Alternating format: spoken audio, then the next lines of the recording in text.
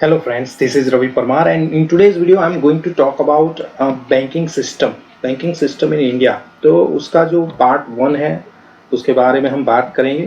तो आप देख सकते हो आपके स्क्रीन पे बैंकिंग क्लास 1। अभी इसमें हम क्या डिस्कस करने वाले तो आप देख सकते हो स्क्रीन पे।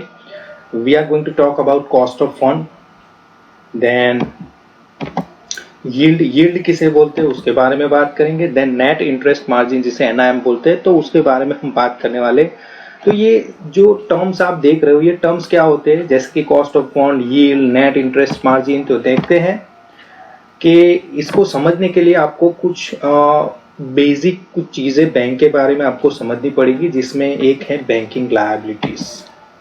बैंकिंग लायबिलिटीज किसे बोलते हैं, बैंक की लायबिलिटी किसे बोलेंगे, bank deposits are its liability. Bank में जो डिपॉजिट्स होती है, whether it is a saving deposit, current deposit और करंट डिपॉजिट होती है, फिक्स डिपॉजिट वगैरह, तो कोई भी मीन्स वहां पे डिपॉजिट्स होगी वो उनके लिए लायबिलिटी है, क्योंकि उसके ऊपर उनको इंटरेस्ट पे करना पड़ता है।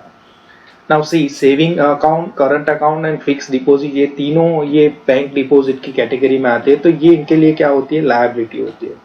करंट अकाउंट को हम ज्यादा कंसीडर नहीं करेंगे, लेकिन सेविंग अकाउंट और फिक्स डिपॉजिट जो रहती है उनके ऊपर बैंक अपना इंटरेस्ट पे करती है, तो वो इंटरेस्ट पे करना पड़ता है, इसीलिए इनके लिए ये लायबिलिटी रहती है। C, amount in saving account and current account are volatile in nature. Saving account और करंट अकाउंट में जो भी अमाउंट रहती है आपकी वो वॉलेटाइल रहती है। क्यों? क्योंकि सेविंग अकाउंट में आप पैसे आप डालते हो और कभी भी वो पैसे को विड्रॉल करते हो, तो उसमें फ्रीक्वेंसी नहीं बनी रहती कि आपके कुछ मीन्स फिक्स्ड अमाउंट आपकी कुछ वक्त तक बैंक में रहेगी, उसकी कोई गारंटी नहीं होती। तो वो वॉलेटाइल होता है, मीन्स इसमें ट्रांजेक्शन होता रहता है, कभी आप विड्रॉ करते हो कभी डिपॉजिट करते हो, तो कांस्टेंट होता है। तो ये वॉलेटाइल नेचर में वॉलेटाइल होती है। सेविंग अकाउंट की जो डिपॉजिट होती है करंट अकाउंट की वॉलेटाइल, करंट अकाउंट की तो काफी ज्यादा रहती है। They can be withdraw any point of time, कभी भी आप पैसे उसमें से विड्रॉ कर सकते हो। लेकिन अमाउंट इन एफडी में जो आपके अमाउंट होगी वो नॉन वॉलेटाइल डिपॉजिट होती है। क्यों? क्योंकि वो फिक्स टर्म के लिए आप 1 साल 2 साल 3 साल 5 साल के लिए वो एफडी करवाते हो, तो वो वक्त तक आपकी जो भी डिपॉजिट है वो बैंक के पास रहने वाली है, वो उसके सामने आपको इंटरेस्ट पे करती है। तो ऐसी जो फिक्स डिपॉजिट रहती है उसे उसका नेचर हम बोलेंगे नॉन वॉलेटाइल नेचर।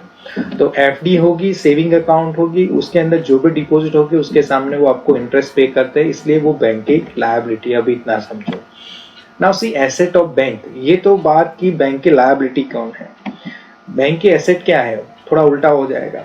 जब बैंक आपको लोन देती है, एडवांस देती है, तो वो हो जाएगा बैंक के लिए अपनी एसेट, क्योंकि वो लोन देने के साथ आपके पास से वो इंटरेस्ट भी हर महीने ईएमआई वगैरह से कलेक्ट करता है, तो वो बैंक की एसेट हो जाएगी, क्योंकि उससे उसको पैसा मिलता है।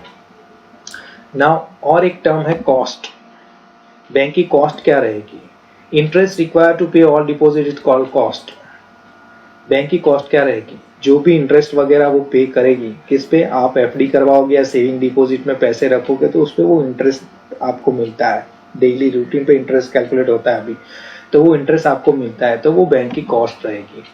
Cost should be as low as possible. Bank चाहेगी कि ये जो कॉस्ट है बैंक की वो जितनी हो उतनी कम होनी चाहिए। Okay, it can be reduce if bank has more saving account and current account. अगर बैंक के पास सेविंग अकाउंट और करंट अकाउंट ज्यादा होंगे तो बैंक की ये कॉस्ट है वो कम हो जाएगी। समझ लीजिए फिक्स डिपॉजिट जो है वो 5 साल के लिए आपने रखी है, तो उसका इंटरेस्ट भी इतना बड़ा होगा और बैंक की लायबिलिटी भी उतनी बड़ी होगी।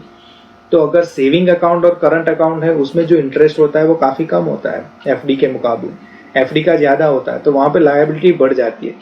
इसीलिए बोलते हैं कि सेविंग अकाउंट और करंट अकाउंट जो वॉलेटाइल होते हैं नेचर वाइज, ट्रांजेक्शन ज्यादा होती रहती है उसमें, तो ज्यादा इंटरेस्ट नहीं पे करना पड़ता बैंक को। तो अगर सेविंग अकाउंट और करंट अकाउंट बैंक के पास ज्यादा होंगे तो बैंक की कॉस्ट कम होगी। If there are more FD account cost will be more. मैंने अभी बोला एफडी होगा तो कॉस्ट ज्यादा बढ़ जाएगी।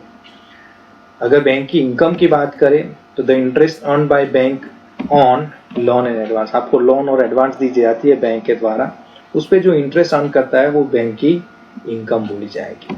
नाउ अब जो लास्ट टर्म है जिसे हम देखेंगे कॉस्ट ऑफ फंड। ओके, बात करेंगे कॉस्ट ऑफ फंड के बारे में।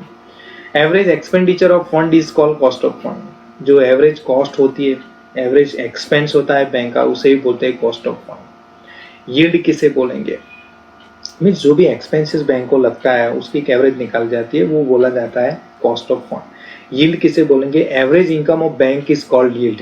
बैंक की जो एवरेज इनकम होती है कहाँ से होती है, आपको लोन एडवांसेस देते हैं, सामने इंटरेस्ट बैंक कलेक्ट करती है। The difference between cost of fund, cost of fund means bank की जो एक्सपेंसेस होती है, एंड यील्ड और बैंक की जो इनकम होती है, एवरेज इनकम जिसे यील्ड बोलते हैं, वो दोनों के बीच में जो डिफरेंस होता है वो 3% होना चाहिए, उससे ज्यादा नहीं होना चाहिए। मीन्स बैंक की इनकम समझ लीजिए, ऐसे ही हम कैलकुलेट करते हैं तो एक सिंपल से फिगर लेते हैं, वरना ये करोड़ों में ये फिगर रहती है।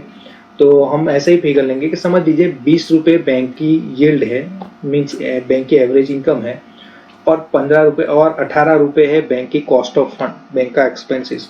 तो 2% का जो डिफरेंस आया, तो ये डिफरेंस 2% रहना चाहिए, मैक्सिमम 3% रहना चाहिए। कुछ जो बैंक्स होती है छोटी बैंक, उसमें 2.5% भी होता है। Net interest margin, difference between cost of fund and yield.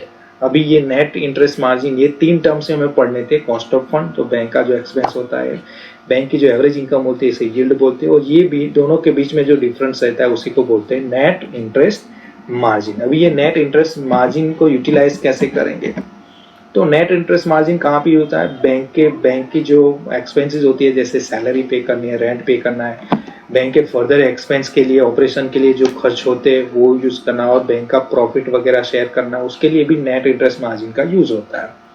Small banks हो गए उसके लिए ये मार्जिन 2.5% भी हो सकता है, मैक्सिमम 3% उससे ज्यादा नहीं होना चाहिए। आंध्रा